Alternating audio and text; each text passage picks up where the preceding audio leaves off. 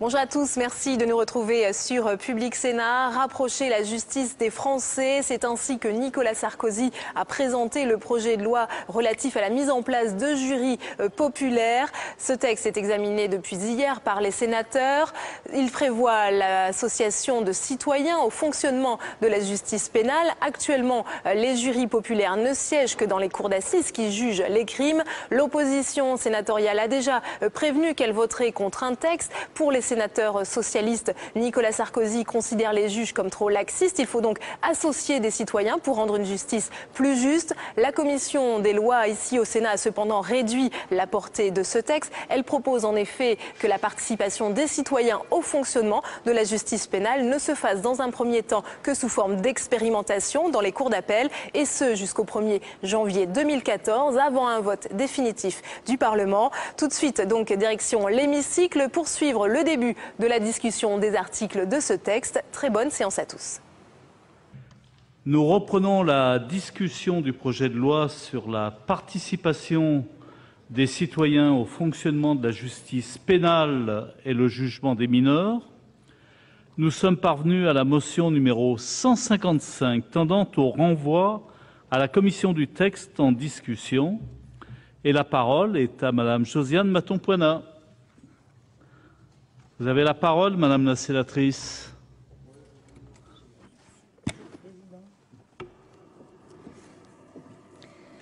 Monsieur le Président, Monsieur le Ministre, mes chers collègues, on ne peut engager de procédure accélérée pour un texte qui modifie l'organisation judiciaire de notre pays. On ne peut non plus exiger des parlementaires un travail au rabais pour un texte quelque peu brouillon et dont le passage en force ne s'explique que par l'échéance présidentielle. Nous venons d'être invités par la Commission des lois à visiter plusieurs établissements pénitentiaires pour mineurs, ainsi que des centres éducatifs fermés. Dans le cadre du groupe de travail sur l'évaluation de ces établissements, elles auront lieu le 23 et le 26 mai prochain. Et le bon sens nous dicterait d'attendre les résultats de ces travaux afin de durcir encore le traitement pénal de la délinquance juvénile. Mais si ce texte avait été rédigé en vertu de quelconque sollicitation du bon sens, vous vous seriez vous-même étonné de sa précarité et de l'impossibilité de sa mise en œuvre. Pour notre part, ce qui nous étonnerait aujourd'hui, c'est que vous sachiez préférer le bon sens aux impératifs de communication qui guident certaines stratégies de campagne. Ce texte, paraît-il, entend faire en sorte que justice soit rendue au nom du peuple français, ceci alors que vous attelez depuis un certain temps à mettre en place une justice à deux vitesses. Et la flatterie est bien lâche pour un peuple que le président de la République dit écouter, mais ne pas tenir compte, et la manipulation sémantique est encore une fois bien trop grossière pour passer inaperçue. Car ni M. Woerth ni Mme Bettencourt ne pourront être jugés par des citoyens tirés au sort, puisque vous avez pris la précaution d'exclure les délits économiques et financiers du champ des délits concernés. Le véritable enjeu en réalité est de faire en sorte que la justice soit faite pour tous et non pas qu'elle soit faite par tous. Nous ne sommes évidemment pas contre le fait que les citoyens soient associés à l'élaboration des décisions de justice. Un système d'organisation judiciaire dans lequel les affaires sont entendues et jugées par des juridictions composées à la fois de magistrats professionnels et de personnes issues de la société civile, élues par des organisations professionnelles ou syndicales, telles que l'échevinage, était une perspective viable.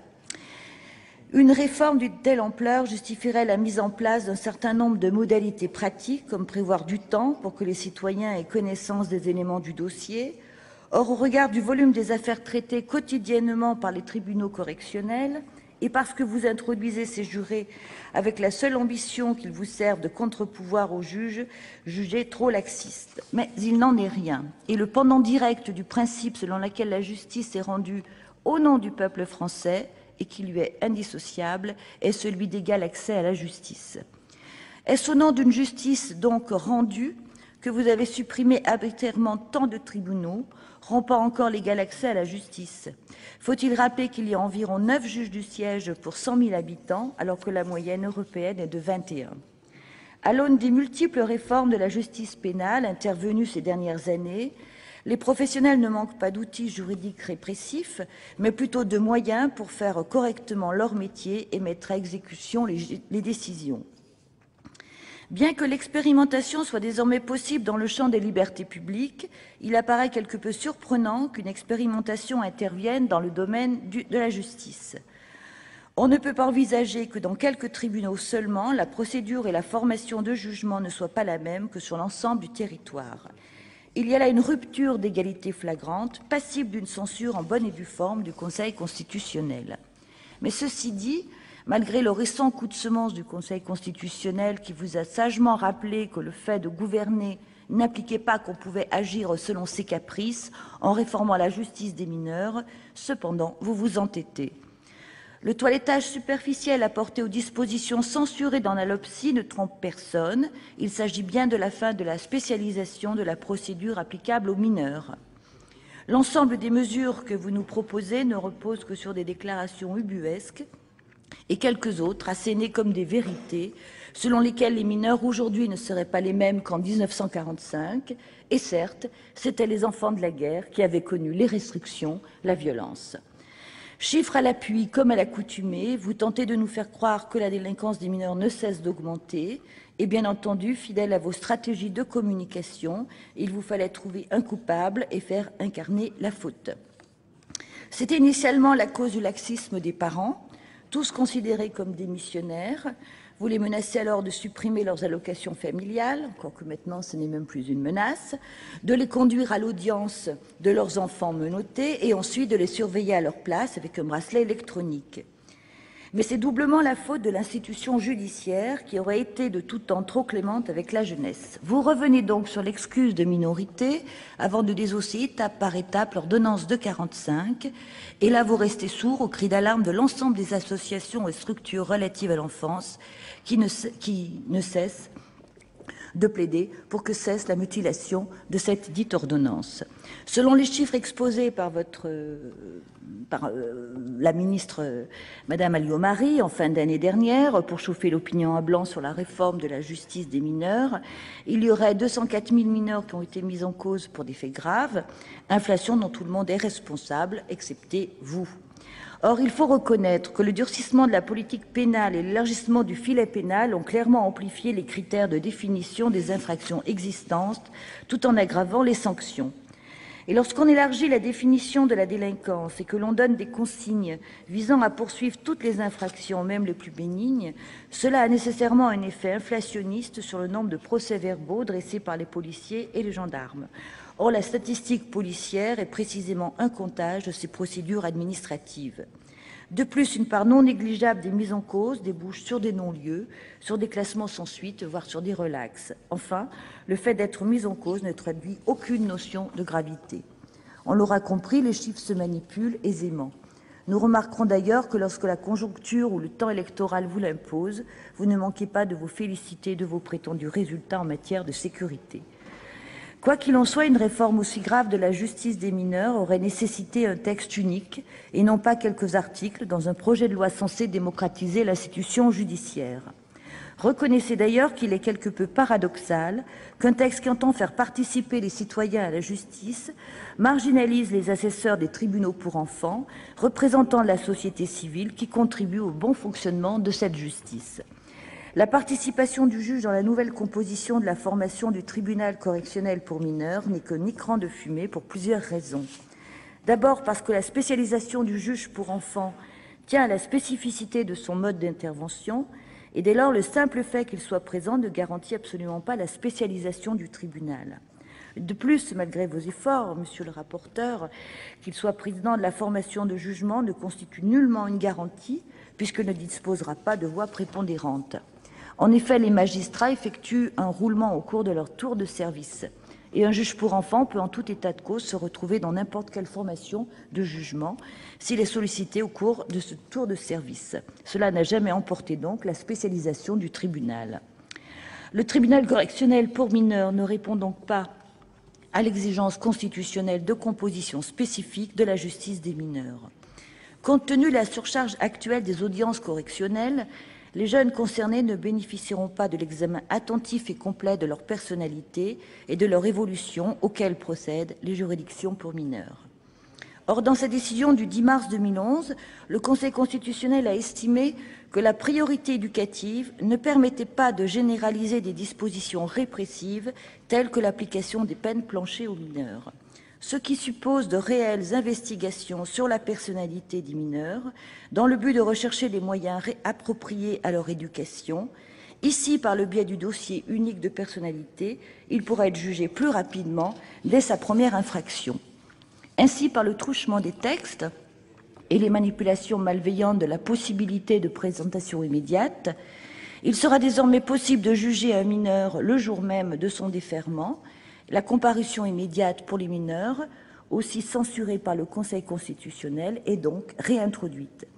Les investigations préalables nécessaires sur la personnalité du mineur ne seront pas recueillies, de même que ce fameux dossier unique de personnalité pose tout de même quelques problèmes majeurs.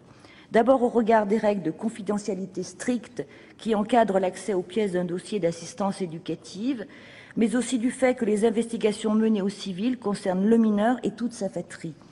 Il s'agit là d'un réel danger qui risque de favoriser des raisonnements déterministes, tels que celui qui a abouti à la conclusion qu'on pouvait repérer un délinquant dès 3 ans pour une décision qui doit être prise pour un individu.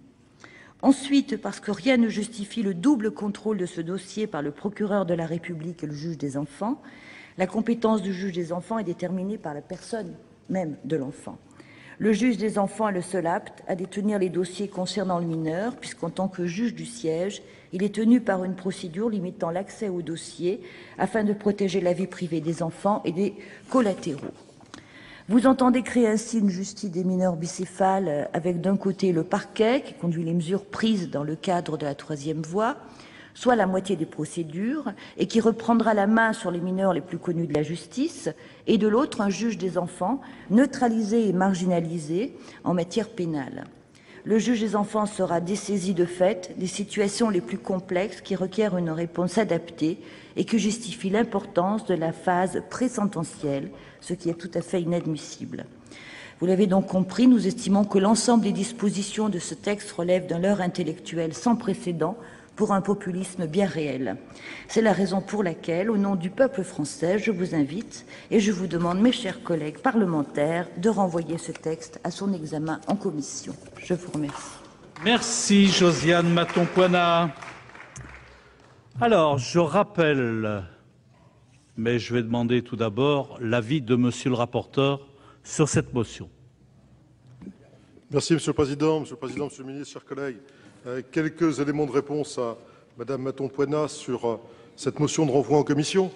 Donc, d'abord pour dire, si vous voulez, qu'il y a toute une série de jugements que je ne partage pas sur un certain nombre de points qui m'intéressent d'ailleurs la motion que de manière accessoire. Vous parlez par exemple de la proximité de la justice. Je ne suis pas tout à fait certain que la proximité de la justice, ça consiste à avoir un tribunal de l'autre côté de sa rue. Je crois que la proximité de la justice, aujourd'hui, c'est beaucoup plus effectivement le fait d'avoir une justice qui est rendue de manière à la fois parfaitement cohérente et relativement rapide. Vous savez, moi, sénateur du Nord, je me souviens de l'extrême brutalité de la réforme de la carte judiciaire dans mon département. Il y avait 7 tribunaux de grande instance. Après cette réforme, effectivement, à la hache, il en reste 6. Je crois, Monsieur le Ministre, que ça permet effectivement de préserver très largement les impératifs de proximité. De même, comment plaider sur l'inconstitutionnalité de l'expérimentation alors que nous avons fait une réforme constitutionnelle pour la rendre possible? Donc, si les mots ont un sens, bien évidemment, l'expérimentation, on peut penser qu'elle heurte notre tradition juridique sur la rupture d'égalité qu'elle va induire, mais elle est autorisée, elle a même été aménagée par notre texte constitutionnel. Sur la situation des mineurs délinquants, moi je suis toujours un peu surpris que l'on considère un peu a priori que toute procédure rapide est une procédure qui leur est nécessairement défavorable. Je ne pense pas qu'il soit absolument certain qu'il soit bon, effectivement, pour un mineur en situation de délinquance d'attendre 18 mois entre l'infraction et l'intervention du tribunal correctionnel. et je ne vous parle même pas des 5 années dans l'hypothèse de crime en moyenne qui sépare effectivement l'infraction de l'intervention de la cour d'assises.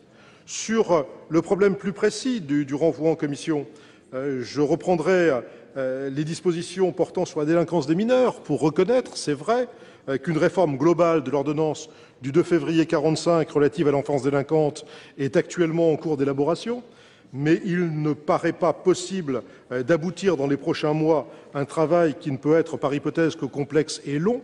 Or, nous avons tous conscience de la nécessité de mieux prendre en charge les mineurs qui en ont le plus besoin.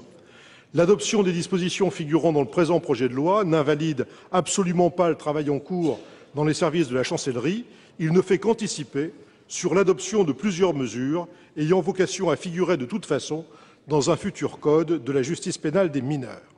Je voudrais surtout attirer votre attention sur le fait que plusieurs dispositions du projet de loi ont fait l'objet d'appréciations tout à fait positives de la part des personnes que j'ai entendues. Tel est notamment le cas du dossier unique de personnalité, qui a été unanimement salué comme un instrument de rationalisation des procédures au service d'une meilleure prise en charge du mineur. Tel est également le cas des dispositions tendant à permettre à la juridiction d'assortir une peine d'une sanction éducative, de la possibilité de convertir plus largement une peine de travail d'intérêt général dans le cadre de l'aménagement de peine, ou encore de la possibilité de rendre un jugement qualifié de contradictoire à signifier à l'encontre des parents absents à l'audience. Je remarque d'ailleurs que sur certains points, aucun amendement de suppression n'a été déposé. C'est le cas de la conversion des peines en travail d'intérêt général ou de l'information de la victime de la date de l'audience de jugement, par exemple. Je constate également que sur les investigations nécessaires sur la personnalité du mineur, notre commission des lois a été particulièrement vigilante pour ajouter encore aux précautions qui avaient été prises par le gouvernement. Pour l'ensemble de ces raisons, il ne paraît pas utile de renvoyer le présent projet de loi en commission et, au nom de la commission, j'émets donc un avis défavorable à ce renvoi en commission. Merci Jean-René Le Cerf. Monsieur le ministre, vous avez la parole. Merci beaucoup, Monsieur le Président. Madame Maton-Poinat vient de soutenir une motion de renvoi en commission. Or, j'ai dans les mains un projet de loi, mais qui est le texte de la commission, qui est bien la preuve que la commission a largement travaillé. Je dois dire qu'il appartient probablement pas au pouvoir exécutif de s'immiscer dans les relations entre l'Assemblée et sa commission, puisque le président Fischer me demande mon avis, et je suis bien obligé de dire que le travail fait par la commission convient tout à fait au gouvernement et qu'il est défavorable à ce que la commission recommence un travail qu'il considère comme étant globalement bon. Avis défavorable. Alors, nous avons deux avis défavorables du rapporteur et du gouvernement. Je rappelle qu'en application du dernier alinéa de l'article 44 du règlement, ont seul droit à la parole sur cette motion, l'auteur de la motion ou son représentant, on l'a vu, un orateur d'opinion contraire, y en a-t-il? Il n'y en a pas. Et je rappelle qu'aucune explication de vote n'est admise. Bien, je soumets cette motion à l'approbation de notre Assemblée. Qui est pour l'adopter?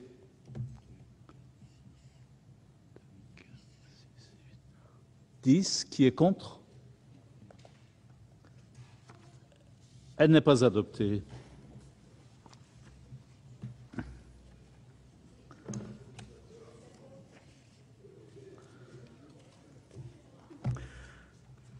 Alors, nous allons commencer l'examen des articles et je suis saisi d'un amendement 43 qui vise à insérer un article additionnel avant l'article 1er. Et je donne la parole à la présidente Nicole Borvo-Cohen-Seat. Merci, Monsieur le Président. Alors, vous voyez, préalablement à tout débat concernant une réforme de la justice pénale visant à élargir la participation des citoyens aux tribunaux correctionnels, il nous semble très important de revenir sur une disposition, normalement d'exception, qui tend à devenir la norme, c'est-à-dire les procès en correctionnel à juge unique, puisque ça va à l'encontre de ce que chacun semble souhaiter ici. La collégialité, nous semble-t-il, est une garantie du bon fonctionnement de la justice pour nos concitoyens. Alors que le projet de loi entend faire participer 2 citoyens assesseurs aux côtés de 3 magistrats lors des procès en correctionnel concernant les atteintes à la personne, on ne saurait que s'étonner du maintien du jugement à juge unique en correctionnel. La rupture d'égalité face à la justice devient abusive. Les citoyens amenés à comparaître en correctionnel pourront, selon le cas, être traduits devant un tribunal à juge unique, un tribunal collégial composé de 3 magistrats, un tribunal correctionnel citoyen composé de 3 magistrats et 2 citoyens assesseurs, sans compter le tribunal correctionnel pour mineurs. En outre, il paraît assez incohérent de multiplier d'une part les possibilités de recours à juge unique au nom d'une soi-disant efficacité de la justice, et surtout, il faut bien le dire, afin de réaliser des économies budgétaires, et d'autre part de créer un fonctionnement complexe, coûteux et lourd, en ajoutant des citoyens assesseurs pour certains délits. Ainsi, le gouvernement nous fait la preuve qu'il sait trouver les moyens nécessaires quand ceux-ci peuvent servir à un projet que nous considérons comme contestable, mais qui lui tient à cœur, alors qu'il ne saurait trouver les moyens pour sortir du juge unique et appliquer la collégialité sur laquelle chacun ici a eu l'occasion de dire qu'elle était souhaitable et préférable, en tout cas, à un juge unique. Donc je pense que vous aurez à cœur de suivre mon amendement. Monsieur le rapporteur. Monsieur le Président, cet amendement vise effectivement à supprimer la formation du tribunal correctionnel statuant à juge unique. Je rappelle que cette formation a été instituée par une loi du 29 décembre 1972. Cette compétence du juge unique est encadrée très largement puisqu'il ne peut prononcer de peine supérieure à 5 ans d'emprisonnement. Il n'est pas compétent si le prévenu est en détention provisoire lors de sa comparution devant le tribunal. Il n'a pas compétence si le prévenu est poursuivi selon la procédure de comparution immédiate. La possibilité donnée au tribunal correctionnel de statuer à juge unique constitue en outre une condition indispensable pour éviter l'engorgement des juridictions correctionnelles. L'avis de la commission est donc défavorable. Monsieur le ministre. Oui, merci, Monsieur le Président. Je partage bien entendu le sentiment du rapporteur. Je veux simplement rappeler que chaque année, le juge unique rend à peu près 480 000 décisions et qu'il faudrait naturellement créer un certain nombre de postes pour rendre la formation collégiale, que dans ce cas, c'est une dépense nouvelle et qu'il y a probablement une disposition constitutionnelle qui ferait échec à l'amendement de Mme Borvo-Cohen-Seat. Plutôt que de l'invoquer, je préfère dire avis défavorable. Bien. Nous avons 2 avis défavorables de la Commission et du gouvernement. Jean-Pierre Michel, vous avez la parole.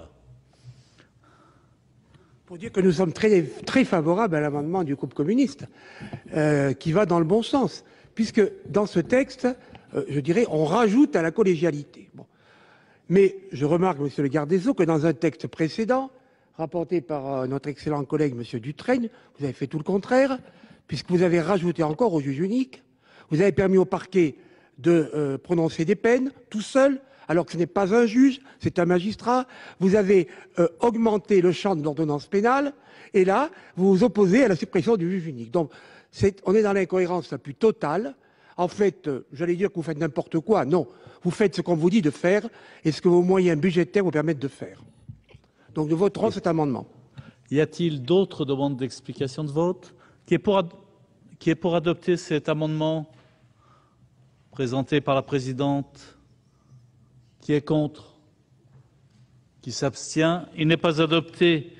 Nous commençons l'examen de l'article 1er. Je suis saisi d'une demande de parole de Jean-Pierre Michel, de Nicole Borvo-Cohen, de Catherine Tasca et d'Alima Boubedienne Thierry. Merci, Monsieur le Président. Monsieur le Président, tout à l'heure, je crois que c'est Monsieur Le Cerf ou le garde des Sceaux qui ont cité mon nom, je ne sais trop quoi. Oui, je suis favorable, bien entendu, à ce que la justice s'ouvre, qu'elle ne reste pas entre soi, que ce ne soit pas une tour d'ivoire, que ce ne soit pas une caste de gens qui savent tout, et que les citoyens puissent participer à l'œuvre de justice qui est rendue en leur nom. Je remarque d'ailleurs que déjà de nombreux citoyens participent, mais pas n'importe comment, et pas comme vous le faites. Car déjà, dans le projet de loi, on voit bien, lorsque vous dites « ça assurera que les décisions juridictionnelles ne seront pas déconnectées des évolutions de la société ». Je dirais c'est gentil pour les magistrats, comme si aujourd'hui les juges étaient complètement déconnectés des évolutions sociales, comme s'ils jugeaient n'importe comment et s'il n'était pas au contraire tout à fait dans la société. On l'aura d'ailleurs beaucoup reproché, notamment aux organisations syndicales de magistrats. Donc, je dirais que oui, mais c'est d'une autre façon.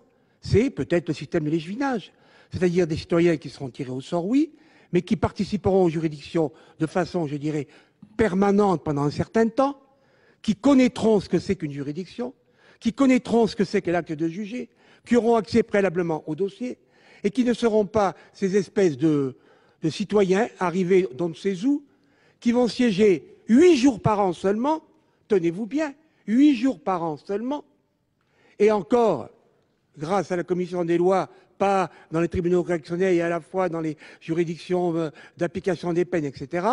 Et pour ces 8 jours par an, une procédure absolument d'une lourdeur extraordinaire, ça pose quand même de graves problèmes. Ça pose le problème de leur formation. Vous dites information. Alors peut-être qu'il y a un amendement, je crois, du groupe centriste qui veut vous permettre de ne pas tomber sur les fourches du Conseil constitutionnel, qui est, je suppose, aimable avec le gouvernement et avec son ancien président de groupe, et qui met formation. Car en effet, le Conseil constitutionnel, à propos des juges de proximité, avait jugé qu'ils devaient être formés. Alors comment va-t-on former des gens qui vont siéger 8 jours par an? 8 jours consécutifs, 8 jours alternatifs, on ne sait pas. Ensuite, deuxième problème, leur serment. Très curieusement, ils prêtent un serment ad hoc, qui n'est connu nulle part encore dans le code de procédure pénale. Ce n'est pas le serment des magistrats professionnels, donc ils sont au-dessous d'eux, puisqu'ils ne prêtent pas le même serment.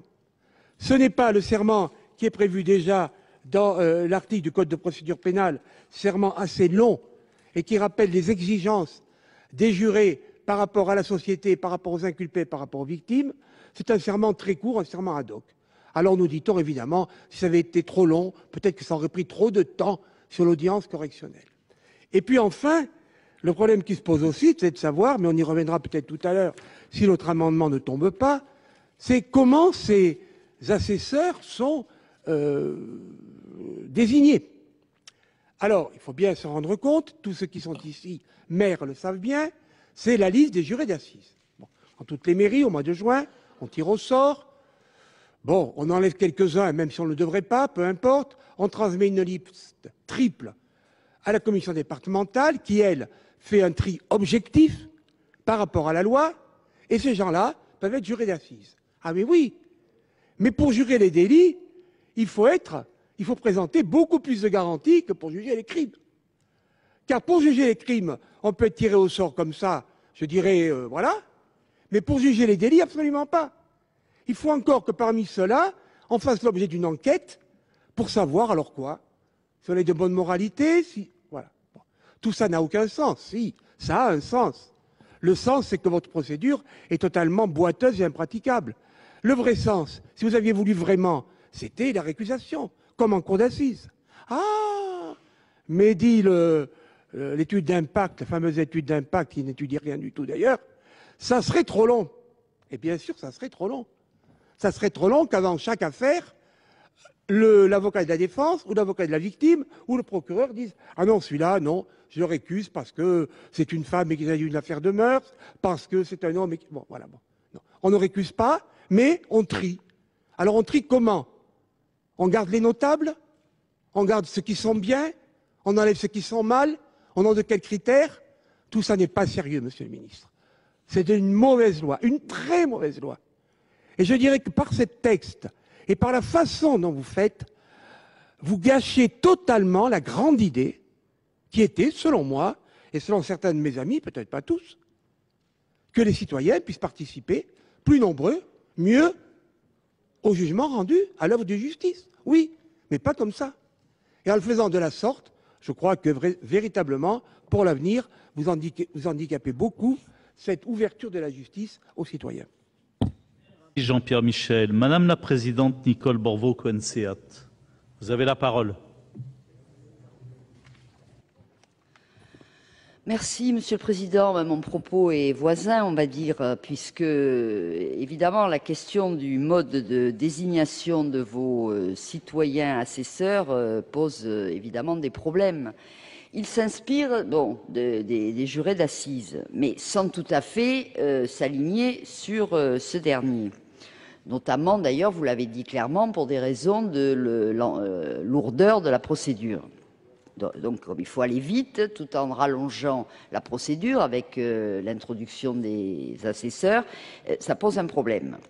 Donc, ces citoyens tirés au sort sur des listes électorales sont, comme l'a dit Jean-Pierre Michel, le fruit d'une sorte de sélection opérée par le maire qui élabore un recueil d'informations. Ils doivent prêter serment, mais pas de manière aussi développée que les jurés, etc. Une incohérence est particulièrement notable, bien évidemment, c'est l'impossibilité de récusation. Et c'est de cela que je voudrais parler. Ces citoyens assesseurs ne peuvent être récusés que pour l'une des causes de récusation applicables aux magistrats.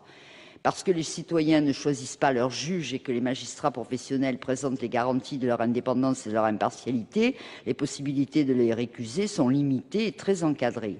Au contraire, les jurés d'assises, simples citoyens tirés au sort, peuvent être récusés par la défense et le ministère public en début de chaque affaire. Cela est souhaitable en raison même de l'absence de garantie a priori concernant l'impartialité de ces citoyens tirés au sort qui peuvent très bien être impliqués de manière directe ou indirecte dans une affaire, ce qui pourrait influencer leur jugement.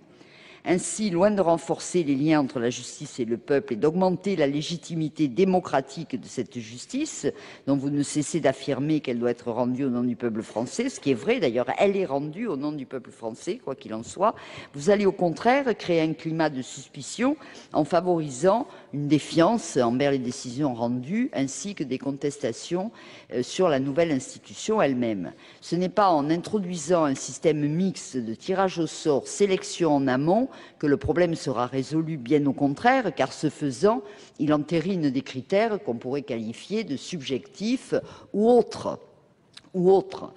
Et alliance de subjectivité ou de partialité, je vais dire, on se demande bien comment ce nouveau dispositif, censé réaffirmer l'importance du peuple, saura davantage donner confiance en la justice.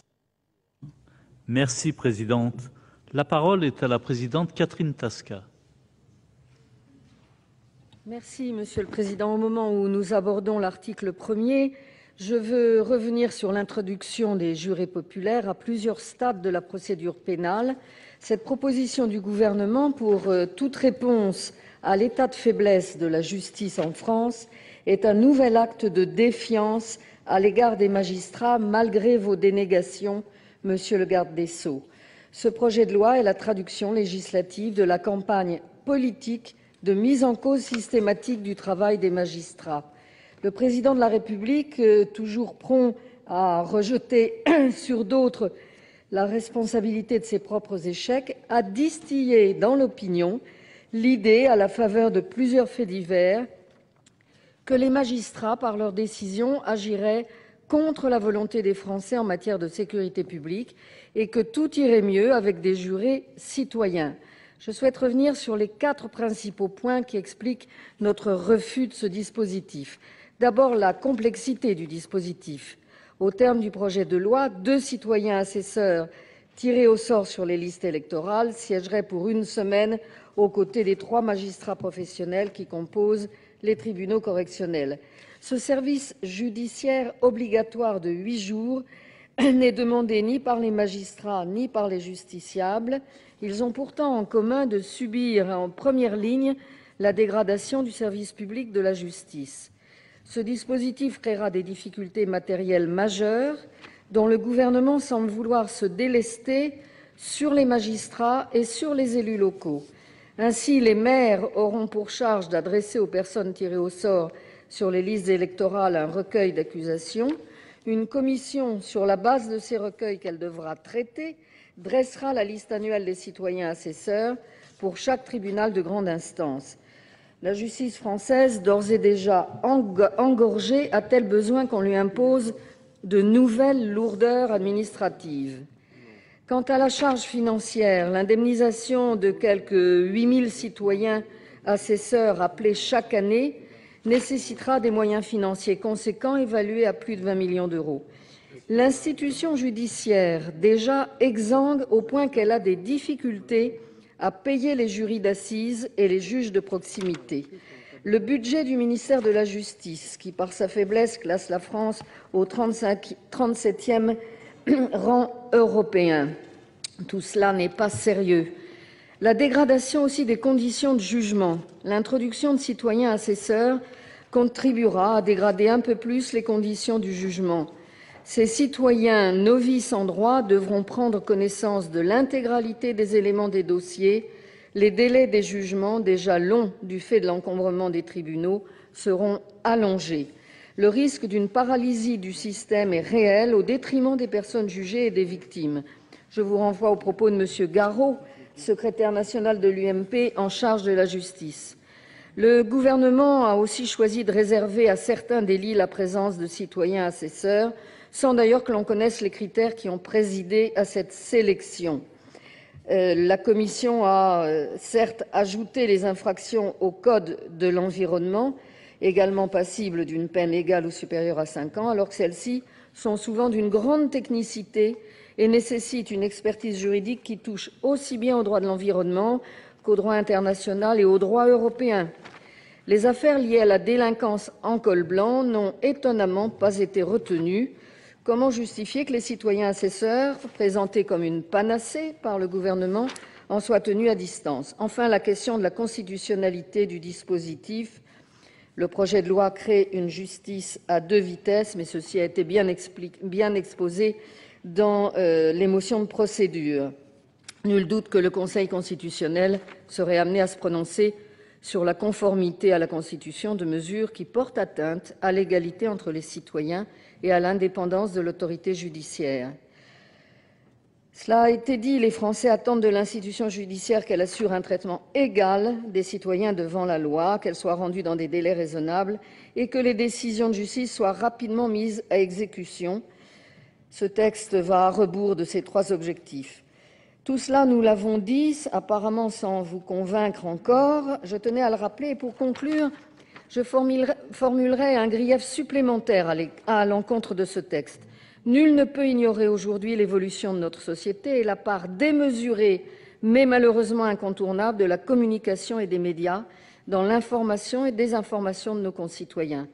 Dès lors, comment peut-on croire que la présence de jurés citoyens, extraits de chez eux peut-être à contre-cœur, ignorant le droit, apportera une réelle plus-value au travail des magistrats? Au mieux, ils seront dépendants des magistrats, au pire, ils seront dépendants des médias et ne sauront exprimer qu'un état de l'opinion tel qu'elle peut être saisie dans l'instant. On ne peut juger dans le sentiment ni le ressentiment. L'application de la loi doit rester notre commune garantie de justice et de liberté. C'est un métier et comme l'a si bien dit notre collègue Jacques Mézard, le citoyen attend non de rendre la justice, mais que justice lui soit rendue. Ça n'est vraiment pas la voie que vous empruntez, c'est pourquoi nous demanderons la suppression de l'article 1er. Merci, Présidente. Et c'est Halima Boumedienne-Thierry qui a la parole sur cet article 1er. Oui, Monsieur le Président, en effet, il est important pour nous de dire que cet article 1er nous semble ouvertement provocateur à l'égard des magistrats professionnels. Par l'instauration de citoyens assesseurs au sein des travaux correctionnels et des tribunaux d'application des peines, le gouvernement ne met en place qu'un mécanisme attentatoire au bon fonctionnement de la justice qui sème la suspicion. Vous prétendez, Monsieur le garde des Sceaux, vouloir restituer la justice au peuple et pour ce faire, vous souhaitez associer aux magistrats professionnels des citoyens assesseurs. Cette participation des citoyens ne nous paraît pas fondée. En effet, ce que vous tentez de mettre en place ne va que ralentir de manière considérable une justice française déjà à l'agonie par votre faute. Vous associez à des professionnels, des citoyens qui ne connaîtront rien ni de la subtilité du droit, ni de la complexité des éléments constitutifs des délits. À l'alinéa 44 de l'article 1er, vous avancez comme principal argument l'intégrité de ces citoyens assesseurs et le fait qu'ils auront prêté le serment de bien et fidèlement remplir leurs fonctions et de conserver le secret des délibérations. C'est tout simplement grotesque, car rien ne prouve que ce serment leur permettra de faire preuve d'une impartialité nécessaire à cette fonction. Tout porte à croire que vous cherchez, Monsieur le ministre, à défier les magistrats.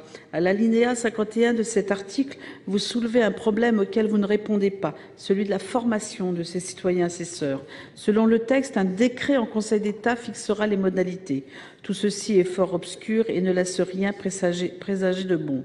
Comme j'ai pu le demander tout à l'heure en discussion générale, le contenu de cette formation doit être clairement énoncé et surtout répondre aux besoins liés à ce nouveau statut. Ce dernier doit pouvoir faire preuve de la mesure et du discernement nécessaires pour mener à bien ce devoir civique, comme vous plaisez à le souligner à l'alinéa 49 de cet même article. Enfin, un dernier aspect de cet article reste en suspens. Il concerne la façon dont le gouvernement compte s'assurer de la présence de ces jurés populaires au procès correctionnel. Vous n'êtes pas sans savoir, Monsieur le ministre, combien il est déjà difficile de constituer un jury en cour d'assises.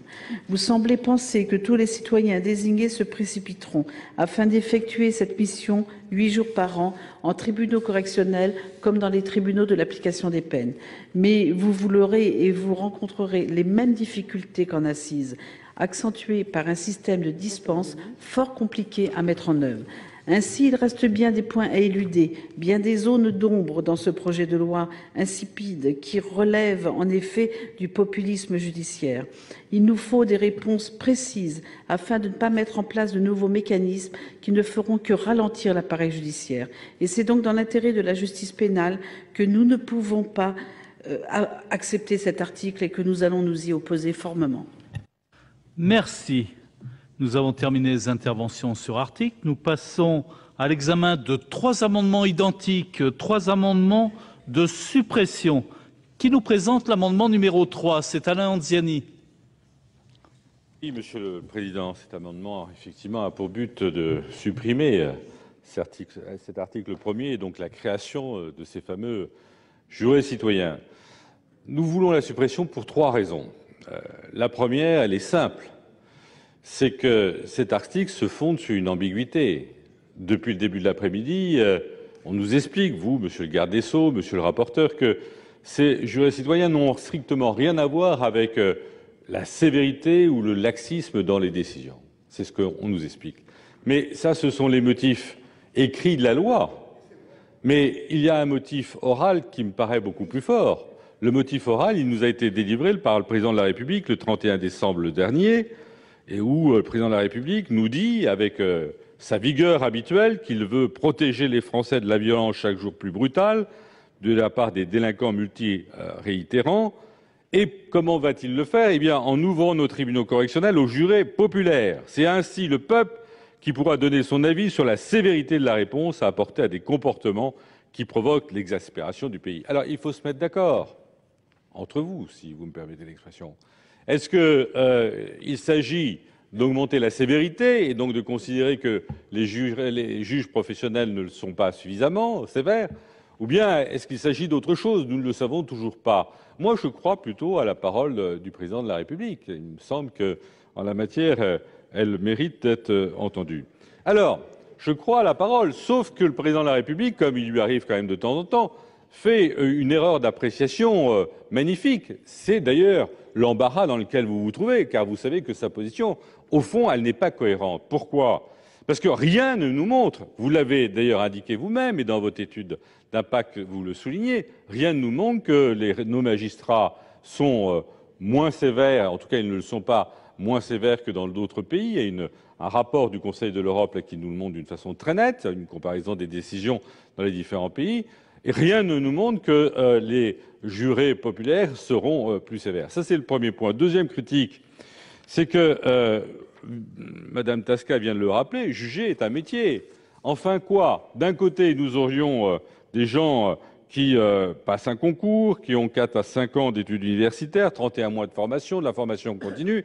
Et puis de l'autre côté, eh bien, on a ceux qui viennent d'être tirés au sort, qui ensuite après ont fait l'objet d'une désignation, et qui viennent là et qui vont finalement s'opposer, qui vont donner leur point de vue, sans nécessairement avoir toute la qualification. Vous me direz, oui, il y a une formation d'une journée. Alors, une journée de formation, eh bien, ça donne le poids, l'autorité, la qualification pour discuter de ces questions qui sont tout à fait difficiles. Dernier point. Le dernier point, c'est quand même un paradoxe sur lequel vous n'êtes pas beaucoup, appesanti. Votre texte a quand même cet effet magique de chasser un citoyen par un autre. Oui, il y avait des citoyens qui étaient présents dans les chambres de l'application des peines, des citoyens qui ont une qualité, qui ont une connaissance. On sait qu'ils représentent soit les victimes, soit l'insertion. Ils sont compétents. Et vous les remplacez par qui, ces citoyens compétents et qualifiés? Eh bien, vous les remplacez par des citoyens qui n'ont pas de qualification et qui n'ont pas manifesté un intérêt particulier pour ces questions. Merci. Alors, le 44, c'est la présidente Nicole Borvo-Cohen-Seat.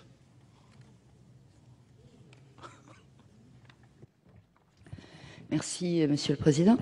Eh bien, il s'agit effectivement de supprimer cet article pour les raisons que j'ai exprimées et dans mon intervention générale et dans l'intervention sur article que je viens de faire, qui tient à la fois aux objectifs poursuivis, bien évidemment, qui tient au mode de désignation et qui tient à la difficile applicabilité de ce dispositif et l'utilité qui semble effectivement dévoyée, puisque deux assesseurs citoyens ou citoyens assesseurs, je ne sais plus, qui ne forment pas jury, que vont-ils apporter si ce n'est ce qu'attend effectivement, on va dire, le président de la République, puisque c'est lui qui, au fond, a lancé la réforme, votre réforme. Mais si vous voulez, je voulais donc évidemment pour ces raisons, vous l'avez bien compris, on demande de revenir sur ce dispositif. Mais entendons-nous bien, parce que là nous n'avons pas de réponse à cela. On vous a posé la question pourtant, mais on n'a pas de réponse. La participation des citoyens à la justice est pour notre part une bonne chose. Mais par contre, elle ne doit pas se faire dans n'importe quelles conditions. Nous sommes favorables, je le dis encore une fois, à un système d'échevinage qui prenne modèle ou qui s'inspire des assesseurs des tribunaux pour enfants ou encore des prud'hommes.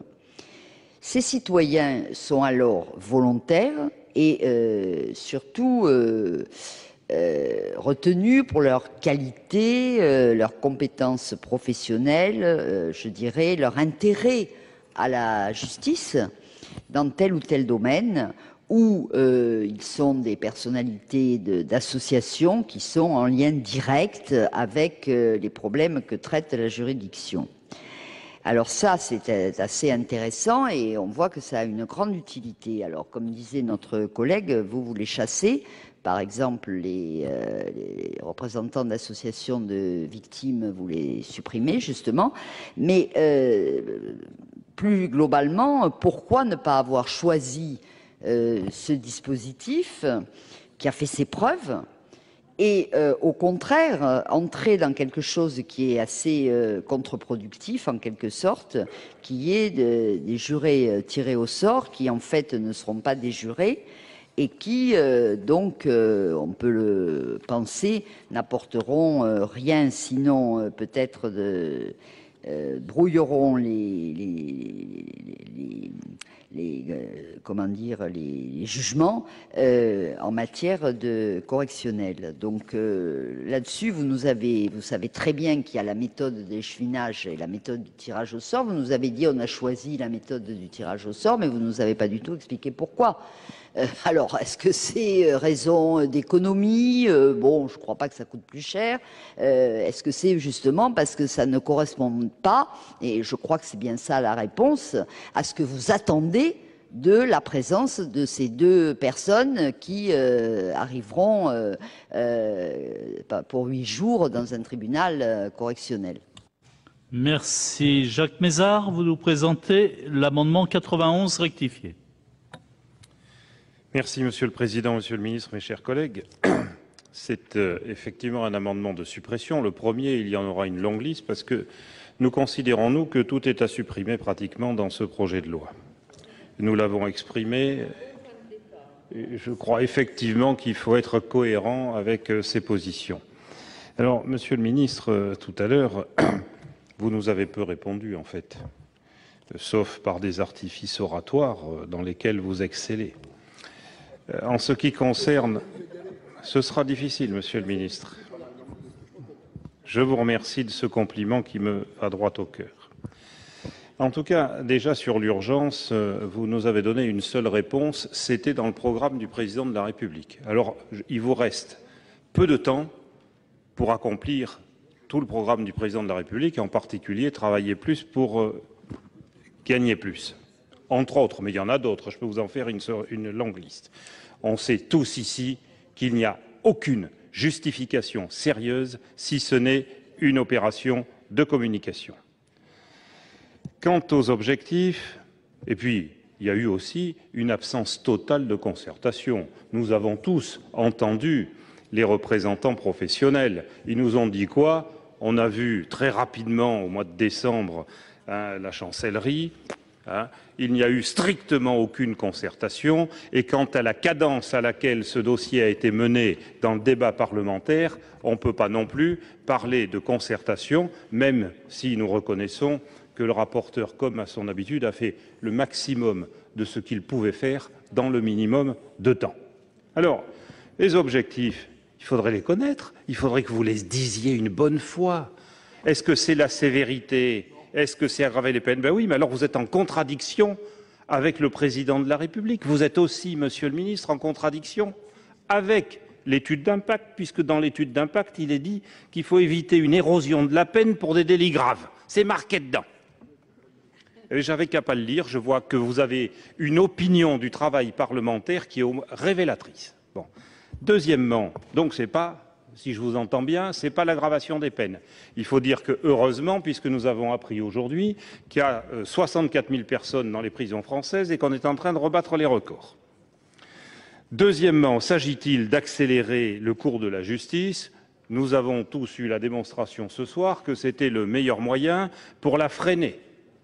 Pour la freiner. Donc vous nous dites que vous avouez que le but, c'est de freiner le cours de la justice et de prendre plus de temps, dont acte. Ce sera au journal officiel. Troisièmement, s'agit-il de diminuer le coût de ces procédures? Non, nous savons tous que c'est l'inverse et que ça va coûter plus cher, c'est aussi dans l'étude d'impact. Donc, quant à vos objectifs, on ne peut pas dire quand même qu'ils soient merveilleux par rapport à un meilleur fonctionnement de la justice. Ça justifie pleinement la suppression de cet article 1. Voilà, 3 amendements de suppression. Quel est l'avis de Monsieur le rapporteur? On fera le même commentaire sur les 3 amendements, si vous le permettez, Monsieur le Président. Ces 3 amendements visent donc à supprimer l'article 1er, lequel définit pour l'essentiel les modalités de désignation des citoyens assesseurs. L'institution de citoyens assesseurs constitue un des volets essentiels de la réforme proposée par le projet de loi. Dans son principe, la participation des citoyens aux juridictions pénales n'a pas suscité d'opposition de la part des interlocuteurs que j'ai rencontrés au cours des auditions. Elle peut se prévaloir, je dis bien dans son principe, elle peut se prévaloir de l'expérience des jurés, dont les présidents de cour d'assises nous ont tous indiqué qu'elle était très fructueuse, tant pour les citoyens que pour les magistrats. J'ai d'ailleurs quelques difficultés à comprendre comment on peut être à la fois obstinément favorable aux jurés et obstinément défavorable aux citoyens assesseurs, puisqu'il y a malgré tout une certaine filiation entre les responsabilités des uns et les responsabilités des autres. Je ferai également observer que les critiques se sont plutôt cristallisées sur 4 aspects. Le mode de désignation des citoyens assesseurs, le rôle qui leur serait confié pour les jugements des délits, et notamment les catégories de délits qui leur étaient confiées, la substitution des citoyens assesseurs aux jurés pour la formation des cours d'assises dans leur composition simplifiée, et enfin, bien sûr, la question des moyens nécessaires à la mise en œuvre de la réforme.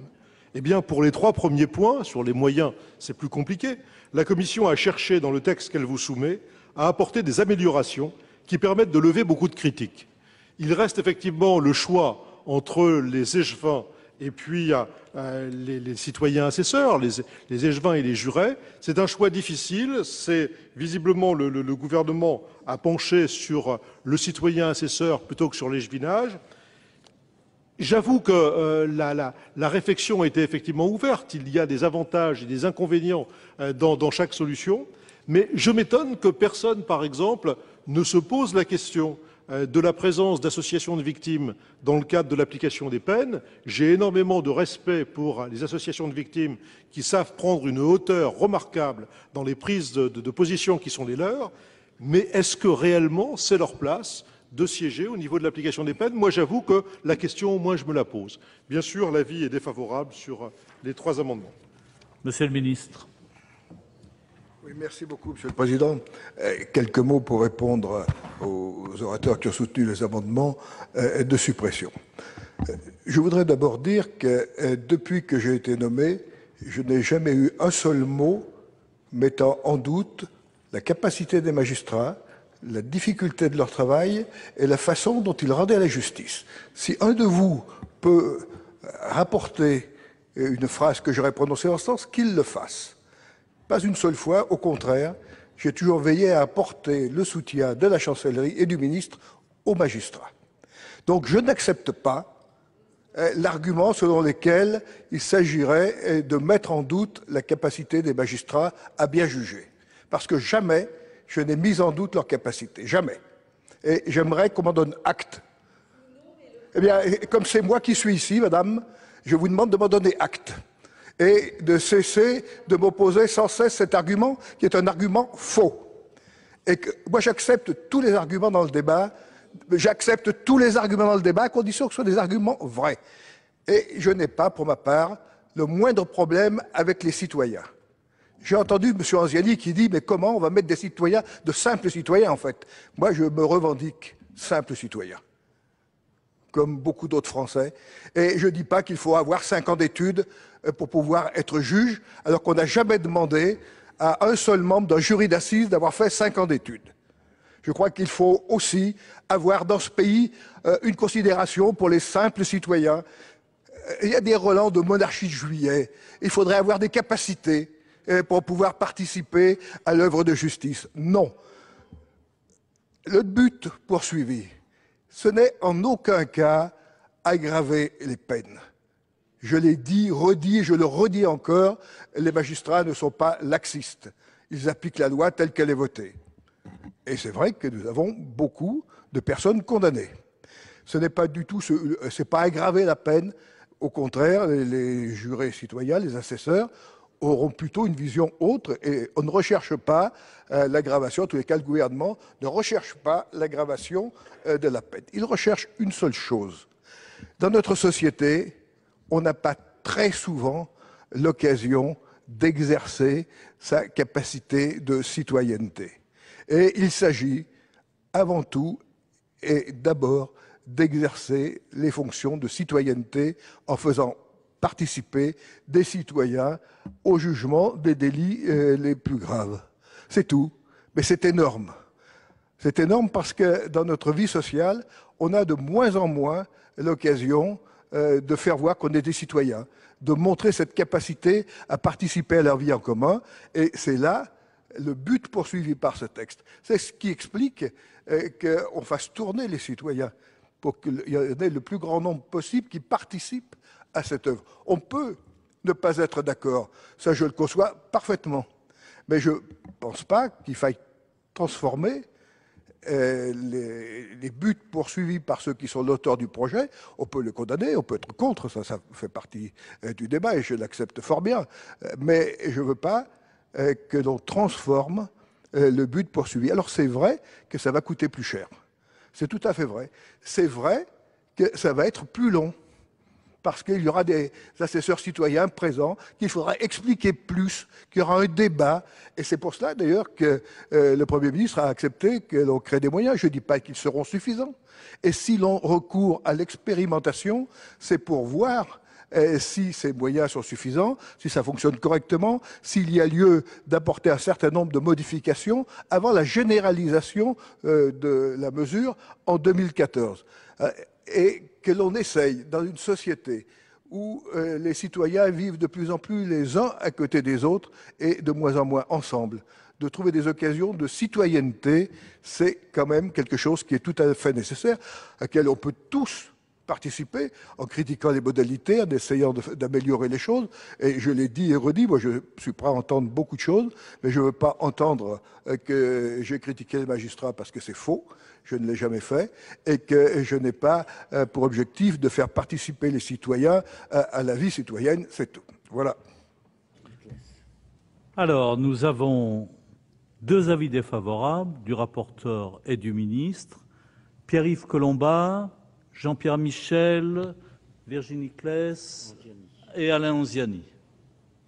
Monsieur le Président, Monsieur le Ministre, chers collègues, je voudrais tenter de répondre à l'interrogation de notre éminent collègue rapporteur qui dit ne pas comprendre qu'on puisse être favorable aux jurés et défavorable aux citoyens assesseurs. Je constate que lui comprend très bien la différence, puisque, grâce à lui, on a un amendement qui modifie ce que prévoyait la loi initialement, s'agissant précisément des jurés, de la composition des jurys d'assises. Premier point. Deuxième point, si on revient au principe, on dit la justice, donc, dans notre pays et dans les pays démocratiques, est rendue au nom du peuple français, mais selon 2 modalités. Une modalité que j'allais dire très, très ancienne et quasi religieuse, tout le monde étant citoyen, tout le monde peut juger, tout le monde fait partie d'un jury, avec des procédures d'élimination, mais qui sont faites essentiellement par les défenseurs. On ne fait pas de sélection, vraiment. On ne les fait pas passer, comme notre jury assesseur, devant une commission, avec un paragraphe, avec un alinéa assez bizarre, où il est dit que la commission va voir s'ils ont les capacités de remplir leur mission. Ça, c'est la première chose. Et la deuxième modalité de désignation, c'est on rend la justice au nom du peuple français, mais selon une autre filière, ce sont des magistrats professionnels qui passent l'examen, qui sont désignés, etc., et au nom, donc, toujours du peuple français. Là, on a quelque chose d'intermédiaire, on a une variété tout à fait intermédiaire. C'est ça que nous ne comprenons pas. Pourquoi cette nouveauté ? Et je crois que le problème qui se pose à nous, outre ce qui a été souligné concernant la lourdeur de la procédure, enfin, etc., eh bien, c'est qu'en croyant, ou en faisant semblant de croire, qu'on va ajouter des avantages, on va prendre ce qu'il y a de mieux dans chacun des systèmes, eh bien, on va ajouter des inconvénients. Donc, le problème, il est très simple. Si on veut que des citoyens participent à l'administration de la justice, eh bien, on prend des citoyens, on ne leur fait pas passer d'examen, ou si on ne veut pas, en tout cas pour les délits qui sont donc moins graves, au moins sur le papier en tout cas, que les crimes, eh bien, on confie la mission à des juges professionnels. C'est ce mélange que nous ne comprenons pas. Jean-Pierre Michel. Merci, Monsieur le Président. C'est pour dire à Monsieur le garde des Sceaux que je ne comprends pas pourquoi il a l'air de croire qu'on le met en cause personnellement. Et Monsieur le Ministre, vous êtes là, c'est vrai, c'est bien d'ailleurs. C'est bien que vous n'ayez pas un secrétaire d'État comme le ministre du Travail qui nous envoie une secrétaire d'État qui ne connaît rien au texte, et que vous connaissiez vos textes et que vous soyez à responsabilité pour répondre. Et vous êtes membre du gouvernement, vous êtes solidaire de ce gouvernement. Ce que vous dites personnellement ne nous intéresse pas. Nous vous connaissons, nous connaissons vos idées, nous connaissons votre personne. Mais tout ça, ça n'a aucun intérêt dans le débat. La seule chose qui a l'intérêt dans un débat, c'est ce que dit le président de la République et le gouvernement. Or, le texte qui est présenté, malheureusement pour vous, c'est écrit dans l'exposé des motifs, c'est écrit dans l'étude d'impact. Le président de la République l'a répété, le ministre de l'Intérieur de l'époque l'a dit et redit. Vous êtes solidaire de ces paroles-là. Et si ça ne vous plaît pas, eh bien, excusez-moi, monsieur le ministre, il faut en tirer les conséquences. Virginie Claes. Oui, merci Monsieur le Président. Quelques remarques, questions ou réflexions. Tout d'abord, à notre rapporteur qui se pose la question de la place des associations de victimes en matière d'application des peines. Oui, bien sûr qu'elles avaient leur place, puisqu'il y avait un équilibre avec les associations d'insertion. Donc oui, évidemment, il y avait un équilibre, elles avaient toute leur place. Ensuite, en ce qui concerne les principes de la constitution de jury qui inclut des citoyens, Oui, nous sommes pour. Jamais nous n'avons dit que nous étions contre. Ce qui nous pose question aujourd'hui, c'est la façon et le calendrier dont sont amenés ces textes et ces modifications profondes. Ce qui reste un problème aujourd'hui, c'est l'objectif de ce projet de loi. On n'a toujours pas de réponse, Monsieur le Ministre, excusez-moi, mais je n'ai toujours pas entendu de réponse. Quels sont les objectifs précis de ce projet de loi? Le principe ne peut se concevoir que s'il sert un objectif précis, concret et compris par tous et par chacun. Enfin, Monsieur le Ministre, à propos des 5 ans d'études, c'est pas moi ni mon groupe qui, tout à l'heure, avons pris un exemple et nous sommes abrités derrière un étudiant de 24 ans, interviewé par Libération, qui était d'accord et même très heureux de participer au jury citoyen. J'ai entendu 24 ans. En tout cas, les 5 ans d'études y étaient. Alain Ziani. Oui, monsieur le garde des Sceaux, à plusieurs reprises, vous nous avez demandé de vous donner acte que vous ne mettiez pas en cause les magistrats. Bien, écoutez, je crois qu'effectivement, nous pouvons vous donner acte que vous ne mettez pas en cause les magistrats. Mais une fois qu'on a dit ça, on constate qu'il y a une crise dans la magistrature, on constate que les magistrats et que l'institution judiciaire se considèrent comme aujourd'hui méprisés par le pouvoir en place, on constate que ici et là, il y a un certain nombre de mouvements qui protestent contre le sort qui leur est fait. Pourquoi? Parce que, à votre tour, monsieur le garde des Sceaux, vous devez nous donner acte d'autre chose. Nous donner acte que le président de la République, et je reprends mon expression de cet après-midi, en traitant les magistrats de petits pois, il met en cause la magistrature et l'institution judiciaire. Que le ministre de l'Intérieur, M. Hortefeux, lorsqu'il met en cause une décision d'un tribunal à Bobigny, parce que ce tribunal a condamné des policiers et que cela ne lui plaît pas, et qu'il considère qu'à ce moment-là, il s'agit d'une mauvaise décision, il met en cause la magistrature. Eh bien, monsieur le garde des Sceaux, permettez-moi de vous dire ceci avec finalement beaucoup d'amitié. Nous regrettons qu'à ce moment-là, le garde des Sceaux soit si silencieux. Merci. Je n'ai plus de demande d'explication de vote. Donc nous avons sur ces 3 amendements de suppression que des avis défavorables. Qui est pour adopter ces 3 amendements de suppression? Qui est contre? Qui s'abstient? Ils ne sont pas adoptés. Alors, nous allons commencer l'examen de 20 amendements qui vont pouvoir faire l'objet d'une discussion commune. Et je donne tout de suite la parole à Jacques Mézard, qui nous présente le 92 rectifié. Merci, Monsieur le Président, Monsieur le Ministre, mes chers collègues. Je crois que pour être clair, Monsieur le Ministre, il s'agit aucunement, et d'ailleurs je ne l'ai jamais dit au cours de ce débat, que vous n'étiez pas le ministre qui défendait les magistrats. J'imagine mal un garde des Sceaux faisant le procès de sa magistrature, de la magistrature. Mais nous avons parfaitement le droit de considérer que ce texte et la volonté de l'exécutif par ce texte, c'est de mettre en cause le travail qui est réalisé par les magistrats professionnels dans ce pays. Alors nous avons bien compris que vous étiez là pour faire, je dirais, le balancier entre les propos excessifs qui viennent d'être excellemment rappelés par notre collègue Anziani du président de l'exécutif, et puis cette nécessité de respecter notre magistrature.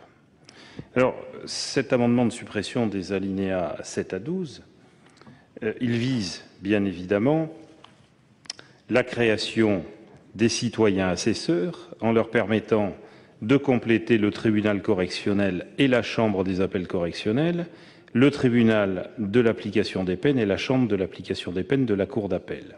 Alors, vous avez bien voulu reconnaître il y a quelques minutes que ce nouveau système, cette nouvelle procédure, allait allonger les audiences, que ça allait coûter plus cher. Mais surtout, je crois que il faut aussi pouvoir dire que les jurés, moi je respecte profondément les citoyens, très attachés aux principes traditionnels de la République, mais je ne peux pas dire, et je n'ai jamais dit, que les jurés soient la panacée. J'ai suffisamment plaidé de nombreuses affaires dans les cours d'assises pour avoir une opinion qui n'est peut-être pas l'opinion générale.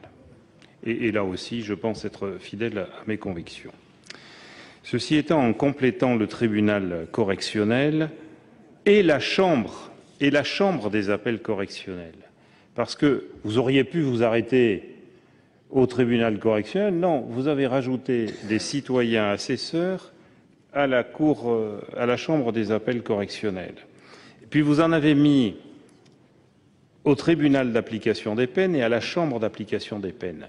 Or, sur l'application des peines, quel est le but? Là aussi, soyons clairs, Monsieur le ministre, quel est le but que vous poursuivez? C'est de répondre à des interrogations, des interpellations de l'opinion par rapport à certaines libérations qui ont amené des drames, comme cela arrive inéluctablement. Alors on peut toujours faire mieux. Il n'en reste pas moins que ce qui est dramatique, c'est d'utiliser ces drames de manière médiatique pour aller systématiquement dans un sens sécuritaire au lieu de prendre les mesures adéquates. En ce qui concerne le tribunal d'application des peines et surtout la chambre d'application des peines, il y a à la chambre d'application des peines des représentants, des personnes qui ne sont pas des magistrats professionnels, qui ont une expérience, qui ont une compétence, et vous allez les remplacer par des citoyens assesseurs sans aucune formation. Est-ce qu'au moins vous donnerez une formation à ces hommes et à ces femmes sur ce qu'est la prison, sur ce qu'est véritablement le processus de réinsertion? Et sinon, comment vont-ils faire pour avoir une opinion qui tienne debout et qui aille dans le sens de la justice et d'une meilleure réinsertion? Là encore, la suppression de ces alinéas s'impose. Alors, merci Jacques Mézard, qui propose de supprimer les alinéas 7 à 12, et il est rejoint en cela par Alain Onziani, qui nous propose la suppression de l'alinéa 9. Oui, pour les mêmes motifs, Monsieur le Président, mais pour aussi un motif un peu différent. Est-ce que nous avons tous bien conscience que ce qui nous est proposé change la nature profonde de la procédure d'audience devant le tribunal correctionnel? Aujourd'hui, une procédure que nous connaissons bien, avec un ou des magistrats devant le tribunal correctionnel qui possèdent totalement leur dossier, parce qu'ils ont potassé le dossier avant l'audience. Il y a des avocats qui ont également pu avoir accès au dossier. Il y a là des gens donc qui connaissent la totalité des pièces, des témoignages, des expertises, l'ensemble des déclarations. Demain, avec le système qui nous est proposé, nous allons changer de système. Et on va vers un système, au fond, de l'oralité. Il faudra que le président lise un certain nombre de papiers, il faudra que les jurés citoyens demandent des explications, ils pourront même, paraît-il, pouvoir accéder aux pièces. Enfin, on voit bien quand même la conséquence de tout ça. C'est le temps. Et la difficulté, c'est que justement, notre justice surchargée aujourd'hui manque de temps. La justice surchargée manque de temps et vous allez lui imposer encore des délais plus longs. À l'évidence, le grand perdant de toute cette procédure, c'est le justiciable. Merci. Alors, nous poursuivons. Qui est-ce qui nous présente l'amendement numéro 5, toujours Alain Onziani? C'est le même amendement appliqué cette fois-ci à l'application des peines. Moi, je voudrais appeler tous nos collègues sur les bancs. Nous avons ensemble conduit un débat extrêmement difficile, mais en même temps extrêmement constructif, lors de la discussion de la loi pénitentiaire. Et notamment avec Jean-René Lecerf, que nous avons salué et que je salue encore pour l'apport qui a été considérable dans ce débat, à tel point qu'on a même pu parler d'une loi Lecerf. Bien, quel était un des objets précis de cette loi? Un des objets précis de cette loi, c'était justement essayer de faire en sorte que la prison soit aussi non seulement un lieu de répression, de sanction, elle doit l'être, mais qu'elle soit aussi un lieu de préparation à la réinsertion et que, évidemment, un des outils de la réinsertion, c'est l'application des peines, la libération conditionnelle. Voilà le sens des choses. Ce que vous nous proposez, c'est-à-dire tout d'un coup de mettre dans le circuit des jurés citoyens, est-ce que cela va aller dans le même sens? D'abord, c'est au fond une critique implicite. Si vous modifiez le système aujourd'hui, c'est qu'il ne fonctionne pas. Alors moi, je demande à monsieur le rapporteur, qui a tellement suivi les débats, est-ce qu'aujourd'hui, notre juridiction de l'application des peines ne fonctionne pas? Est-ce qu'elle est dangereuse pour le citoyen? Est-ce qu'elle ne donne pas des résultats satisfaisants pour la personne qui a été condamnée? C'est à partir de là. Faisons un diagnostic, faisons une évaluation et voyons ce qui est nécessaire. En l'état, je ne vois pas l'intérêt du juré citoyen, si ce n'est, on le sait quand même, pourquoi on se cache la vérité à chaque fois?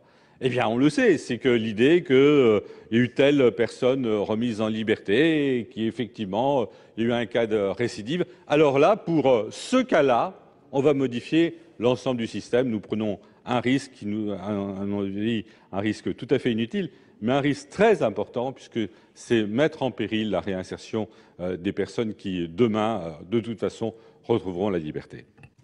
Merci. Alors, qui nous présente l'amendement numéro 6? Jean-Pierre Michel. J'ai parlé tout à l'heure.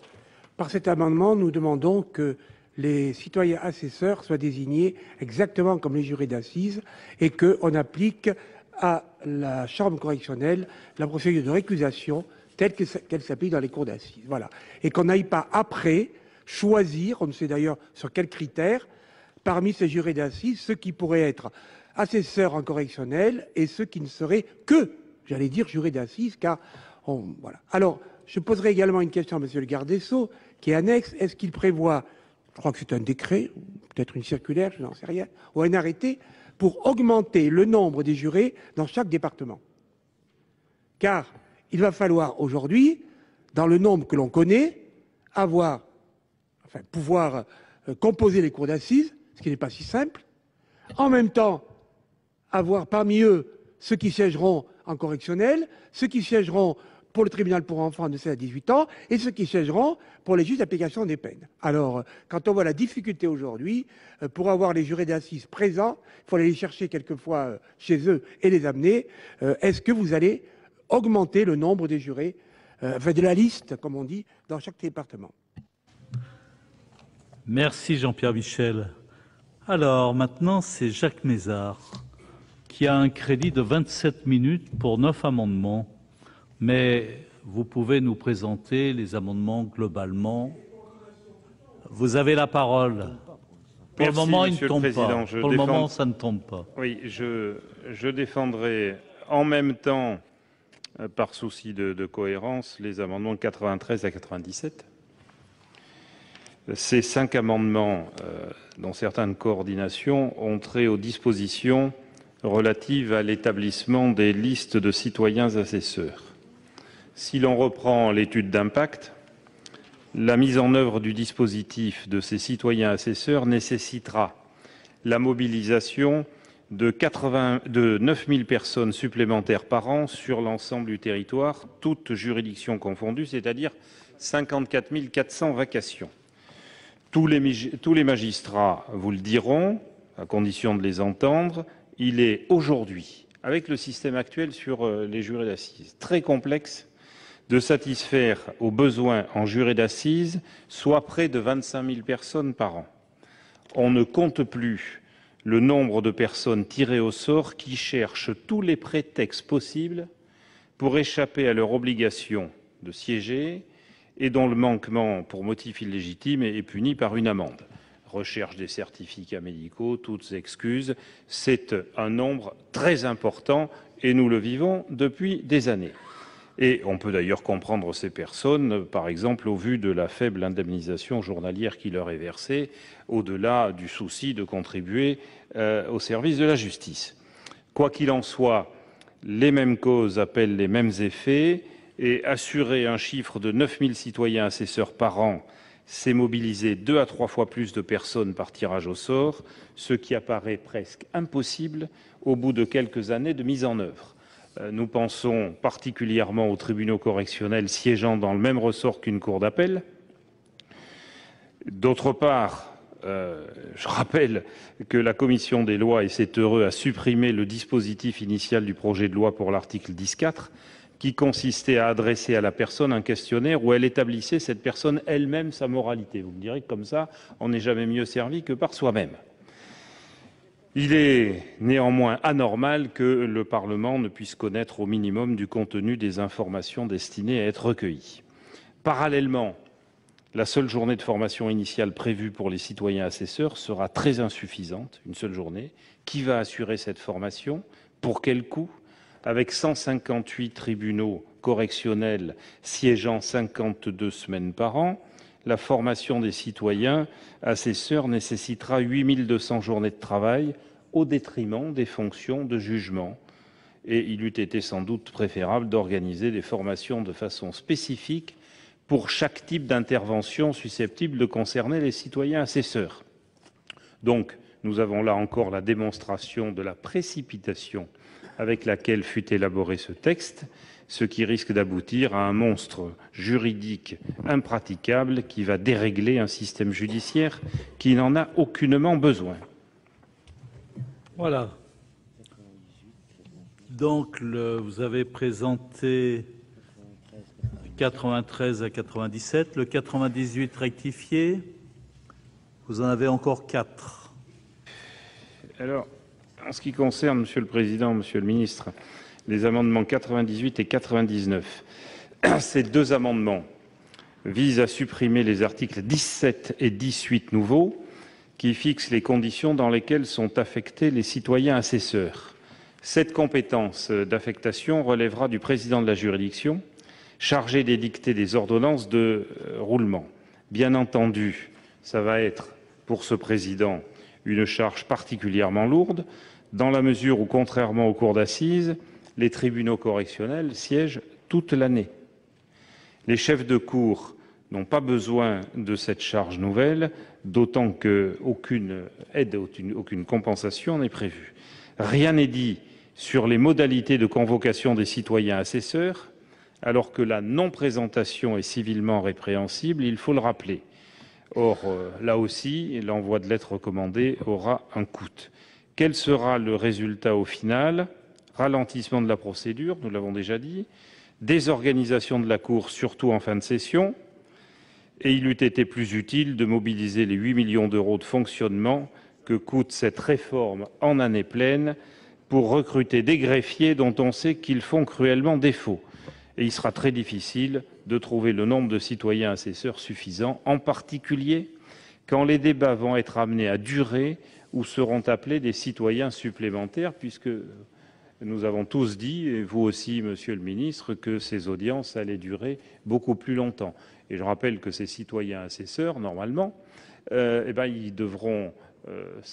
pourront faire cela 8 jours dans l'année. C'est-à-dire que c'est un système d'une complexité terrible, beaucoup plus complexe en réalité que le système des jurés d'assises et qui va déséquilibrer et poser des problèmes de fonctionnement considérables à nos juridictions.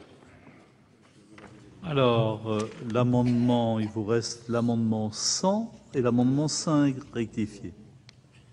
Merci, Monsieur le Président. Les amendements 100 et 101 sur l'article 1er, toujours, soulèvent une nouvelle fois, ce sont des amendements de suppression, la question de la disponibilité de ces citoyens assesseurs.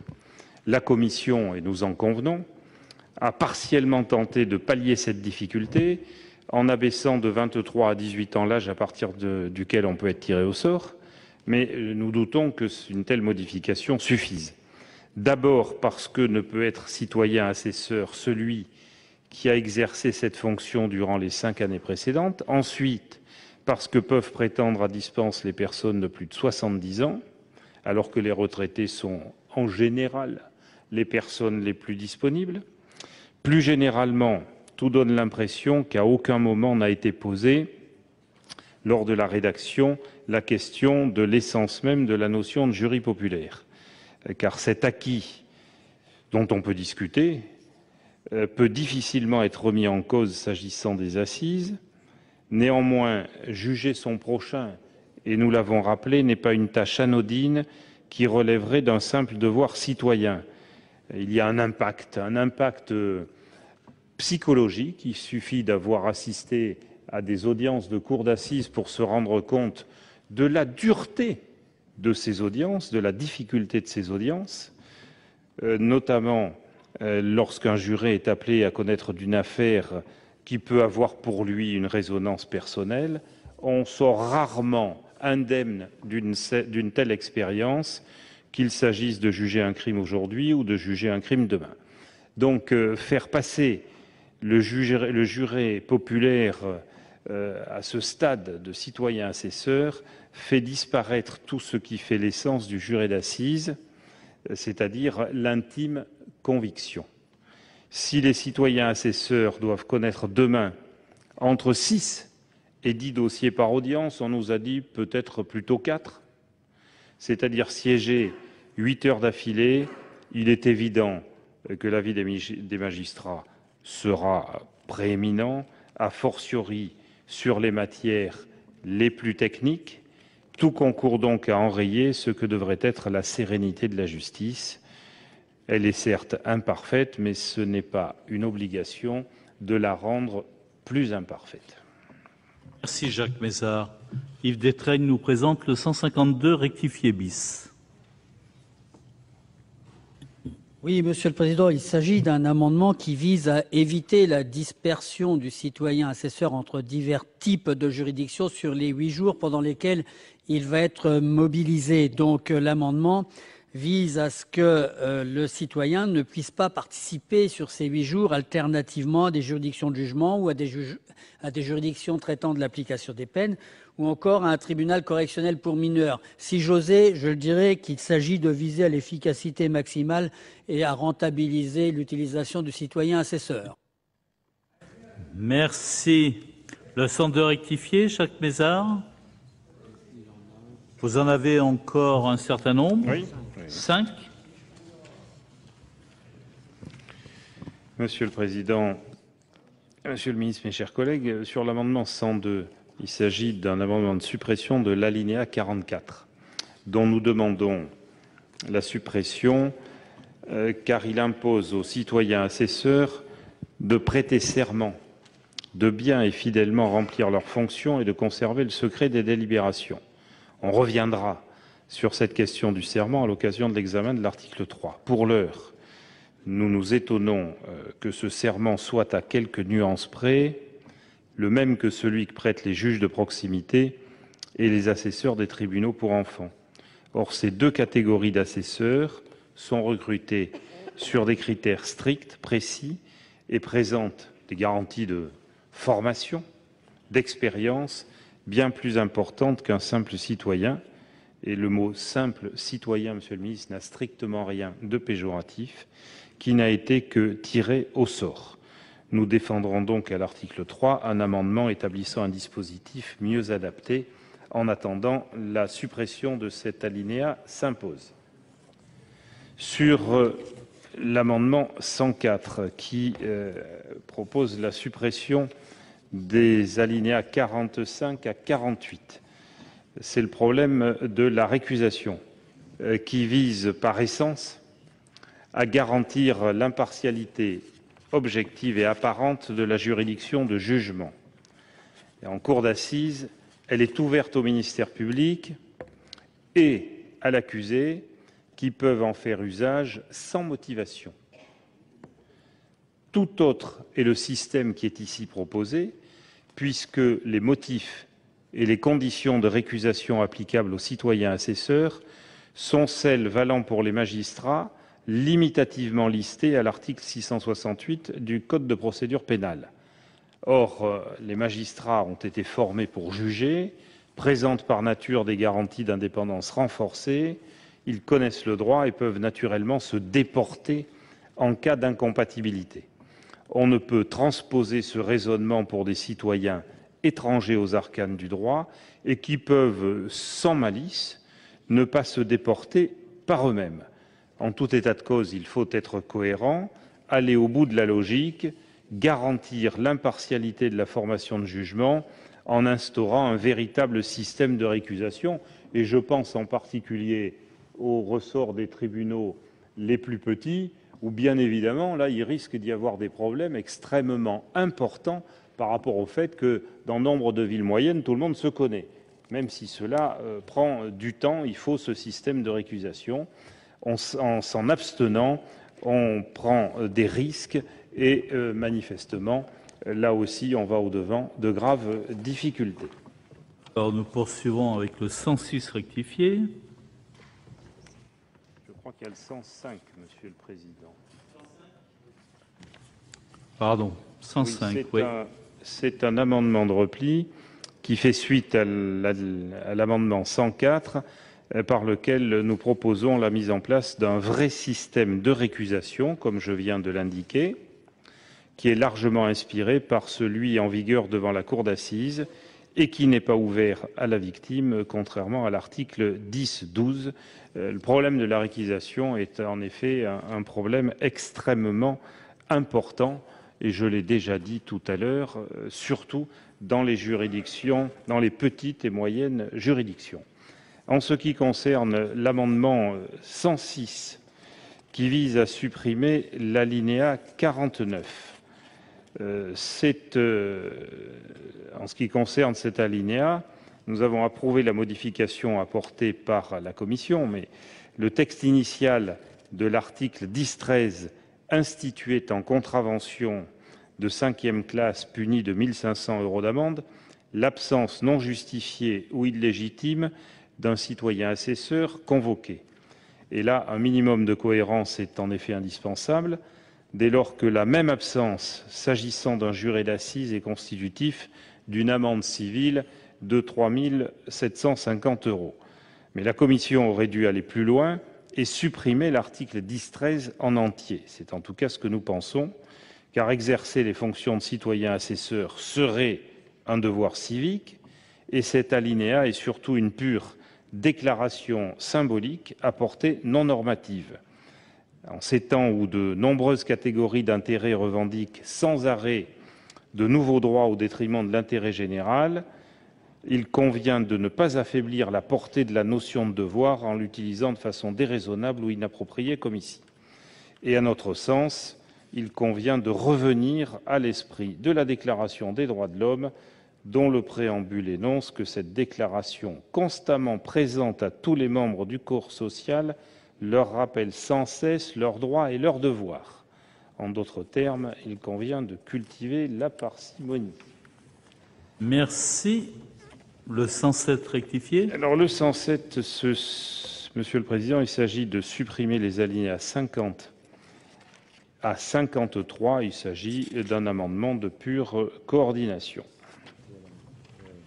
Voilà. Et maintenant, je vais demander à Yves Détraigne de nous présenter le 149 rectifié. Merci, Monsieur le Président. Dans le même esprit que l'amendement 152 que je vous présentais il y a quelques minutes, l'amendement 149 rectifié vise, j'allais dire, à aller à l'efficacité optimum avec les citoyens assesseurs. Et donc, je vous propose qu'ils bénéficient non pas d'une simple information sur la fonction qu'ils vont exercer, mais plutôt d'une formation de telle sorte qu'ils soient plus efficaces dans les fonctions qu'on leur demande d'exercer. Bien, écoutez, nous avons présenté quoi? Tous ces amendements ont été présentés. De toute évidence, ce sera très difficile d'avoir l'ensemble de l'avis des rapporteurs et de Monsieur le ministre. Donc, nous allons, plus les explications de vote, nous allons nous arrêter ici. C'est la fin de cette séance. Merci à vous de l'avoir suivi. Pour la revoir, notre site internet publicsénat.fr. Très belle journée à tous.